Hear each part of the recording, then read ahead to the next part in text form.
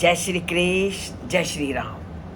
अप्सराएं अपने प्रेम का जादू पूरी तरह से ऋषि श्रृंग पर चढ़ा करके अपने स्थान पे चली गई जहाँ वो आश्रम में रह रही थी। पर जैसे ही आश्रम से अप्सराएं निकली तो पूरी तरह से ऋषि श्रृंग उनके बारे में सोचने लगे।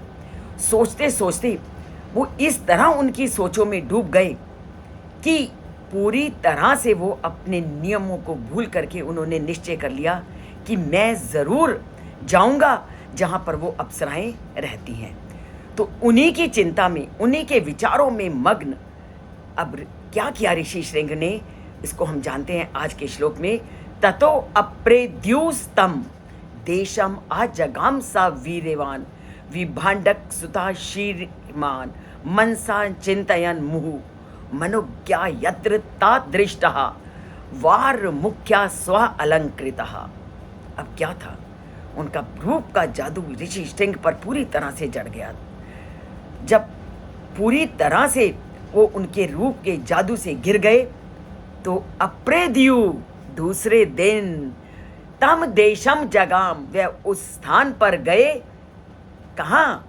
जहाँ पर वो अप्सराएं, वो गणिकाएं रह रही थी। तो वो ऋषि अपने पर काबू नहीं कर पाए। वह उनके सौंदर्य से इतने आकर्षित हो गए कि दूसरे दिन वो उस स्थान पर पहुंच गए जहां पर वो अप्सराएं रहती थी। और पूरी तरह से मनसा चिंतयन महु, बार बार वो मन से किसी और चीज़ का ध्यान नहीं कर रहे थे। वो एकमात्र अगर सोच रहे थे, विचार कर रहे थे, चिंतन कर रहे थे तो केवल उन अप्सराओं के बारे में जो उन्होंने आश्रम में देखी थी या अपने आश्रम के आसपास के स्थान में देखी थी और उनके आश्रम में आई थी। और वो अप्सराएं कैसी थी? मनोज्ञा, बहुत सुंदर। तभी तो उनको कहा है वार मुख्या, सुंदरताओं में भी जो सबसे ज़्यादा श्रेष्ठ थी।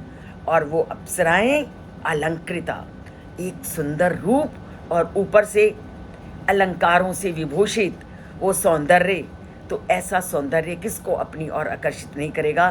तो ऐसे सौंदर्य ने पूरी तरह से ऋषि श्रृंग पर अपना जादू चला दिया और वो दिन रात उसी के बारे में सोचते सोचते उस स्थान पर जाने को तैयार हो गए जहाँ पर वो गणिकाएं, वो अप्सराएं रह रही थी। तो कदम चल पड़े ऋषि श्रृंग के उन अप्सराओं की ओर जिन्होंने अपने रूप का जादू ऋषि श्रृंग पर चलाया था। अब आगे इन दोनों के मेल मिलाप की कथा कैसे आगे बढ़ती है, क्या कन्याएं जो अप्सराएं थी वो ऋषि श्रृंग को आकर्षित करके राजा रोमपाद के राज्य में ले जा सकेंगी कि नहीं, इसको जानेंगे कल के श्लोक में।